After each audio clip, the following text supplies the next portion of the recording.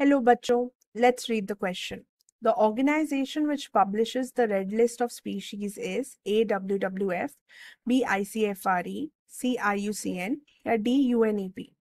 तो यहाँ पर हमें बताना है कि कौन सा ऑर्गेनाइजेशन रिस्पॉन्सिबल है to publish the red list of species. तो इसके लिए हमारा की कॉन्सेप्ट रहेगा red list of species and उसके रिलेटेड ये ऑर्गेनाइजेशंस। ठीक है, तो firstly red list of species क्या है? ये इंडिकेटर है of the conservational status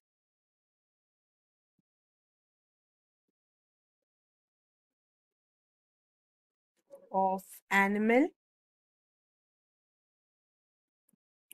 plants and fungal species. Conservational status इसका मतलब है कि what is the risk of extinction of a species.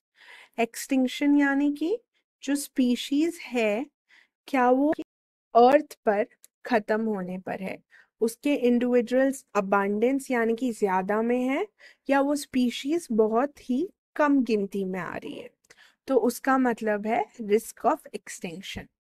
अब अगर हम अलग अलग ऑर्गेनाइजेशंस देखेंगे तो फर्स्ट वाला ऑर्गेनाइजेशन है World Wide Fund for Nature. अब World Wide Fund for Nature ये एक इंटरनेशनल नॉन गवर्नमेंट ऑर्गेनाइजेशन है जो रिस्पॉन्सिबल है for the conservation, research and restoration of the environment. तो ये एंटायर एनवायरनमेंट के लिए रिस्पॉन्सिबल है फॉर प्रोटेक्शन एंड अलग अलग जो रिसर्च होती है, mainly to decrease the pollution. What initiatives क्या किया जा सकता है to decrease waste consumption, then it helps in fighting climate change and also protection of endangered species.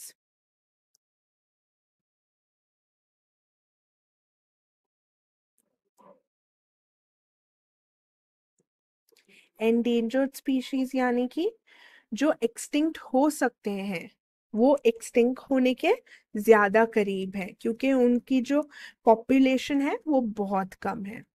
अब World Wide Fund for Nature ये रेड लिस्ट को use करते हैं, उसका जो डेटा है उसे यूज करते हैं ताकि ये पता कर सकें और एफर्ट्स कर सकें कि कौन सी स्पीशीज को बचाना है, किस स्पीशीज के लिए पॉलिसीज बनानी है, उसके लिए फॉर कंजर्वेशन। तो दे डोंट पब्लिश, ये पब्लिश नहीं करते, ये रेड लिस्ट डेटा को यूज करते हैं। फिर आता है नेक्स्ट ऑर्गेनाइजेशन जो कि है ICFRE। ICFRE stands for Indian Council for of Forest Research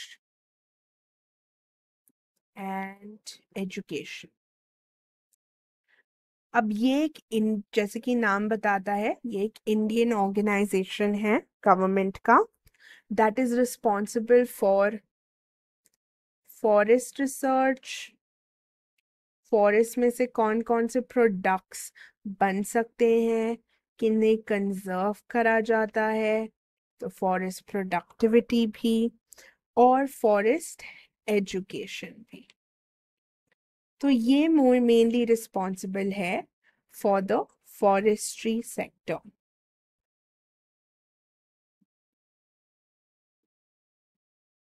So this has nothing to do with the red list. फिर नेक्स्ट आता है IUCN।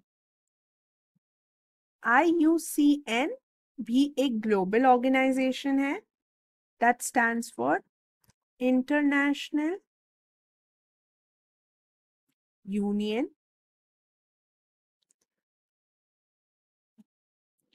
for Conservation of Nature। तो जैसे कि इसका नाम बताता है, दिस इज एन ऑर्गेनाइजेशन जो कि रिस्पॉन्सिबल है फॉर कंजर्विंग नेचर। तो ये ऑर्गेनाइजेशन स्टडी करता है अलग अलग स्पीशीज को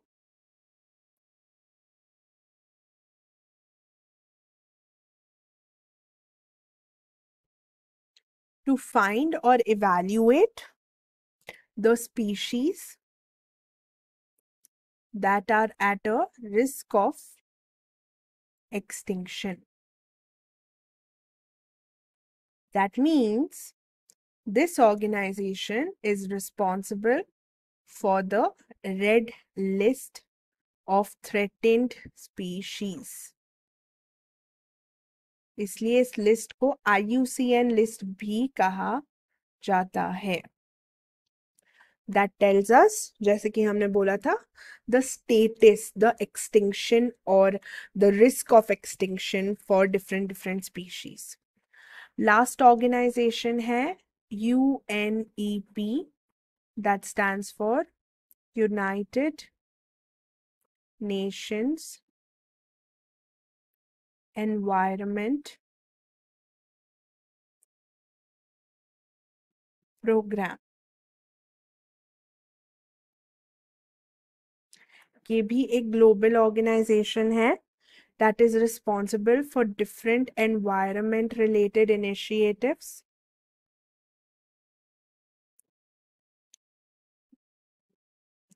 ये ऑर्गेनाइजेशन रिस्पॉन्सिबल है to curb climate change,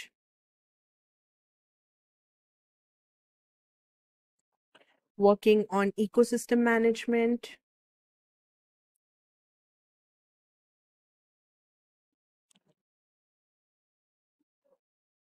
and also resource को अच्छे से यूज कैसे करना, यानी कि रिसोर्स एफिशिएंसी। ओके, तो UNEP along with the IUCN,